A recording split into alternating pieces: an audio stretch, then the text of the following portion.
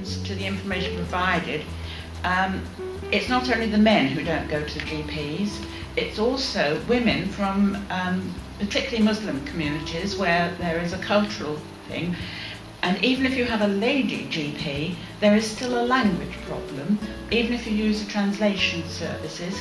And this, in fact, will apply to any minority group, minority ethnic group, who has a different language, not just those. And also, we stress the fact that we believe the GP is a gateway to many services, whether it's in health, housing, social care, and that perhaps that needs to be addressed a bit more. Priorities, we very quickly identified that very important priorities is child obesity and teenage pregnancy. We then went on to divide a lot of other priorities, but when I actually looked at it afterwards, they don't know this, but I thought, gosh, that's all communication.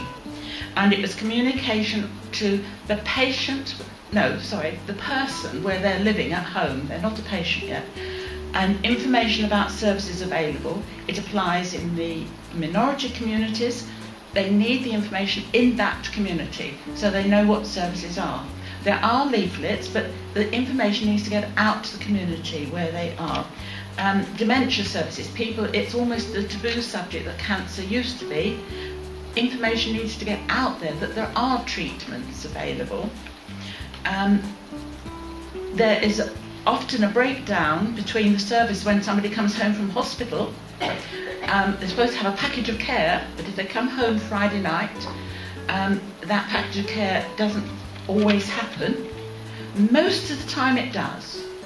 Must give credit where credit's due, just like Mandy says, we are good in some things. Probably 80% or even more, it works and works well. But when it doesn't, it can be a potential tragedy. And that is a communication problem of the package that's needed in order for them to cope at home, and may lead to a rapid readmission to hospital. And so we actually really spent most of the time talking about the communications and how you can actually get messages out. And the only practical solution we came to was that if there is an identified person in minority groups who could be the gateway, and if somebody could be nominated who knows about all the services to make contact with that gateway person, then it might be easier to get information in the appropriate language to the people where they need it. And as far as dementia is concerned, which we did try to address, that needs to be information to the neighbours as well, because in fact with dementia the neighbours can be absolutely the vital link in keeping someone at home, where they want to be, where the family want them to be, but where the family just feel they can't cope alone.